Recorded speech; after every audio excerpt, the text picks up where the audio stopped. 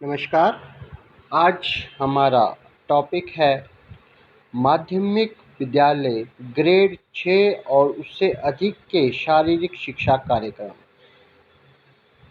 इस टॉपिक में हमें बताया गया है कि जो बच्चे कम आयु में प्रशिक्षण प्रारंभ करते हैं वो आगे जाकर अच्छे प्रशिक्षित होने के बाद राष्ट्रीय और अंतर्राष्ट्रीय स्तर पर अच्छा प्रदर्शन कर सकते हैं। जितनी कम आयु में कोई भी बच्चा जो है वो प्रशिक्षण प्रारंभ करता है उसके कौशल्यों में उतनी ज़्यादा निपुणता आती है।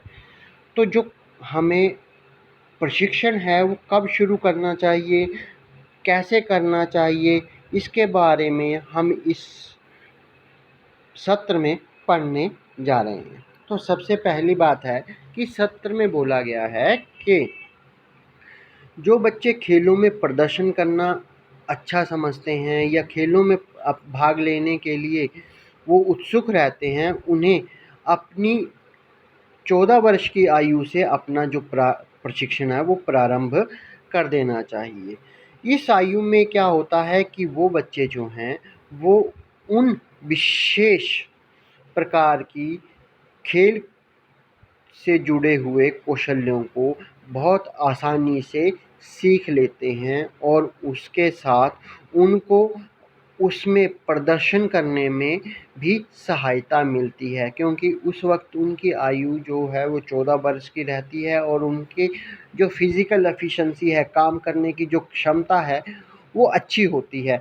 तो उस काम करने की क्षमता के अच्छे होने के कारण उनमें जो खेल प्रदर्शन की भावना है वो अच्छी हो जाती है। दूसरा, अपने साथियों के साथ वो जब प्रतिस्पर्धा में आते हैं, कंपटीशन में आते हैं, तो वो उन अपने साथियों से अच्छा प्रदर्शन करने की कैपेसिटी रखते हैं, उनसे जीतने का प्रयास करते हैं, उनके साथ कंपटीशन में आते हैं, तो उससे उनमें जो खेल भावना है वो और ज़्यादा बढ़ती है। इसके साथ-साथ जो खेल के जो मूलभूत कौशल्य हैं, उनका भी उनमें विकास होता है, क्योंकि जब वो मिल-जुल कर खेलते हैं तो उनके अंदर की जो कमियाँ हैं, वो भी दूर हो जाती हैं। तीसरी बात कि जब आप किसी प्रशिक्षित व्यक्ति के सामने उन कौशल्यों को दोहराने का प्रयास करेंगे, जैसे आपका अध्यापक है या टीचर है, स्पोर्ट्स टीचर है, वो आपको जब भी कोई खेल खिलाता है या उसको सिखाने का प्रयास करता है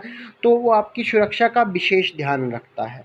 उसमें वो ये भी देखता है कि आपको चोट ना लगे, क्या आपने कोई शारीरिक गतिविधि करने से पहले अपने शरीर को वार्म अप किया कि नहीं किया, आपके लिए कौन-सी गतिविधि सही है, कौन गतिविधि करने के बाद या कोई स्किल सीखने के बाद क्या आपने अपने शरीर को कूल डाउन किया।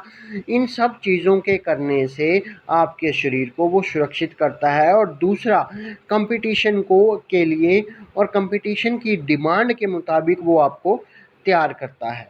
इसलिए प्रशिक्षण का एक अलग ही महत्व है और ये हर आयु वर्ग के लिए अलग-अलग होता है।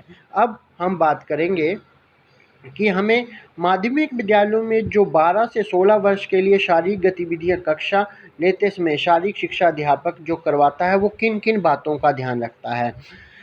पहले सबसे पहली बात है कि वो कई खेलों की खोज करता है, देखता है कि कौन सा कौशल्य किस तरीके से आसानी से सिखाया जा सकता है, इसलिए वो खेलों के उस मेन कौशल्य को सिखाने के लिए उन खेलों के जो कौशल्यों का उनको अलग-अलग भागों में बाँट देता है, जिससे उन कौशल्यों को आसानी से सीखा जा सके। दूसरा, खेल से संबंधित उपकरण और प्रॉप्स की जानकारी खिलाड़ियों को देता है कि फुटबॉल कौन सा है, वॉलीबॉल कौन सा है, बास्केटबॉल कौन सा है, पाँव से किस बॉल के साथ खेला जाता है, हाथों से किस बॉल के साथ खेला जाता है, बास्केटबॉल किस तरह का होता है। इन सब चीज़ों की जानकारी वो अपने खिलाड़ियों को देता है। उचित भाषा, संकेत और सबसे ज़्यादा ज़रूरी होता है कि जो हम लिंग के अनुसार यानी कि लड़के और लड़कियों में जो फ़र्क होता है उसके मुताबिक उनको शारीरिक प्रशिक्षण दिया जाता है, उनकी क्षमता के अनुसार।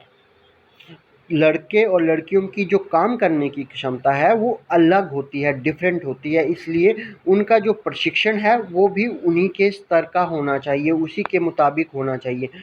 बच्चों की आयु के अनुसार उनको प्रशिक्षण दिया जाता है। आयु से अगर उनकी आयु कम है और प्रशिक्षण उच्च को ऊपर की आयु के बच्चों को दिया जाना चाहिए था और वो कम आयु के बच्चों को देंगे तो उससे बच्चों के ग्रोथ पर गलत प्रभाव पड़ता है। इन सब बातों का भी ध्यान रखना पड़ता है।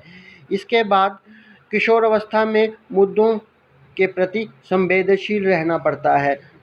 जो किशोर अवस्था आती है उसमें बच्चों में और भी बहुत सारी समस्याएं आ जाती हैं, तो उन बातों को भी बड़ा ध्यानपूर्वक रखना पड़ता है, उनके प्रति ध्यान से उन काम करना पड़ता है।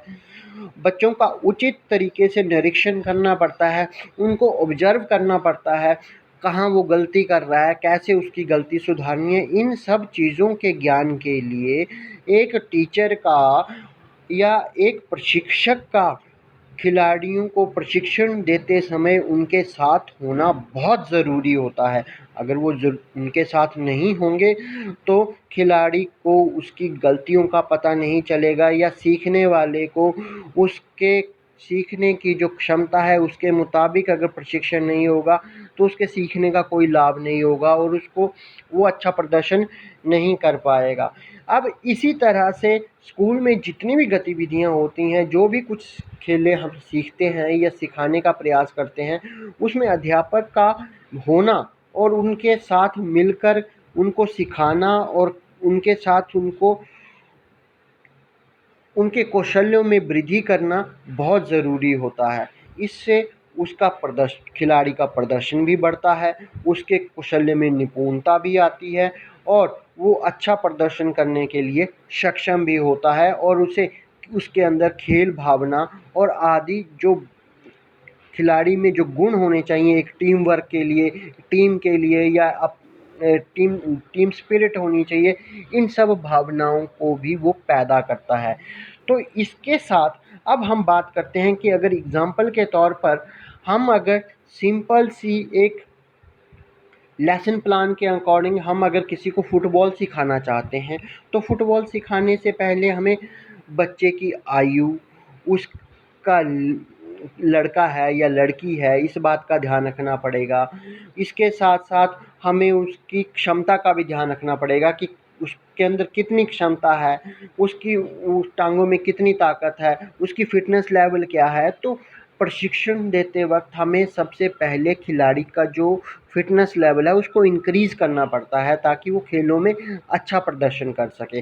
तो सबसे पहली बात आती है कि फ़ुटबॉल में किन किन बातों पर हमें ध्यान देना है, क्या क्या तो उपकरण इसके लिए क्या क्या इस्तेमाल किए जाएंगे। फुटबॉल, मार्किंग कोन्स, सोशर कोन्स, हम इनका इस्तेमाल करते हैं ताकि खिलाड़ी जो है वो आराम से उन स्किलों को सीख सके जब जो उसको मैच के दौरान जिनकी ज़रूरत पड़ने वाली है। तो अब हम बात करेंगे पासिंग और रिसीविंग, बॉल को पास करना और बॉल को पकड़ना। तो हम ग्राउंड पर अलग अलग टीमें बना देंगे, दो दो चार चार लोगों की, जो क्या करेंगे एक तरफ से किक करेंगे, दूसरे लोग उसको रिसीव करेंगे, फिर वो किक करेंगे, दूसरी साइड के लोग रिसीव करेंगे।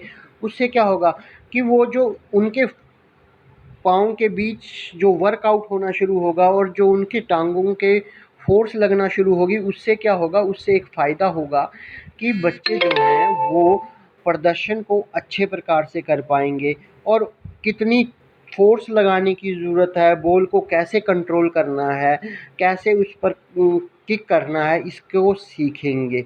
बॉल को कितनी ज़ोर से किक करना है, कहाँ से किक करना है, ये सब बातें वो धीरे धीरे सीखेंगे। अगर अगर हम इस तरह से जैसे कि आपको चित्र में दिखाया गया है इस तरह से काम करेंगे तो हम एक साथ बहुत से खिलाड़ियों को एक ही जगह पर प्रशिक्षित कर सकते हैं और एक अच्छी टीम का निर्माण कर सकते हैं। इसके बाद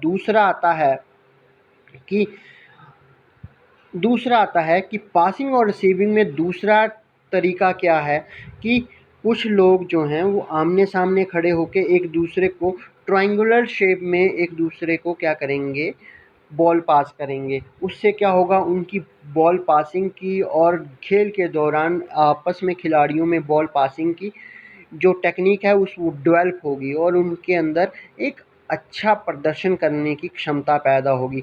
साथ में उनको कब कैसे बॉल को पास करना है, क्या किसे पास करना है, इसका ज्ञान भी प्राप्त होगा। ये सब काम जो हैं वो लगातार प्रशिक्षण विधि में किए जाते हैं।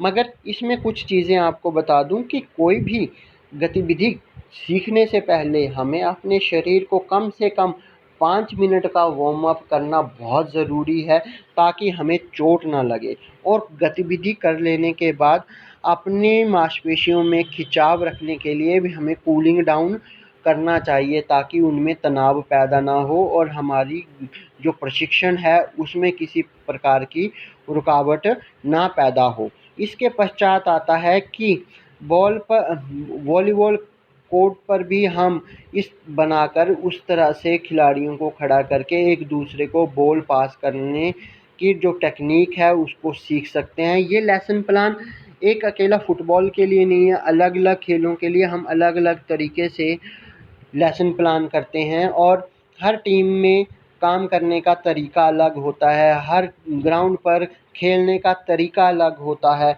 जैसे कि फुटबॉल में हम 11 खिलाड़ियों के साथ खेलते हैं, वॉलीबॉल में हम 6 खिलाड़ियों के साथ खेलते हैं, क्रिकेट में हम 11 खिलाड़ियों के साथ खेलते हैं।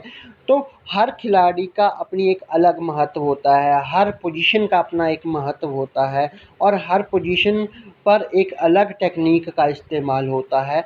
ये सब टेक्निकें सीखने के लिए हमें प्रशिक्षण बहुत आवश्यक रूप से करना पड़ता है, या हमें प्रशिक्षण लेना चाहिए या प्रशिक्षण करना चाहिए। जिससे क्या होगा कि खिलाड़ियों में खेल भावना पैदा होगी और एक अच्छे खिलाड़ी हमारे देश के लिए और आगे आएंगे और हमारे खेलों में जो स्तर है वो खिलाड़ियों का बढ़ेगा और हमारा देश खेलों में आगे बढ़ पाएगा। इसलिए हमें प्रशिक्षण की तरफ बहुत अधिक प्रयास करना चाहिए और हमें अधिक से अधिक खेलों में भाग लेने के लिए प्रशिक्षण ज़्यादा से ज़्यादा टाइम हमें प्रशिक्षण में लगाना चाहिए, ताकि हम अपने मूलभूत कौशल्यों को विकसित कर सकें और एक अच्छा प्रदर्शन कर सकें। इसके साथ ही ये टॉपिक यहीं समाप्त होता है। धन्यवाद।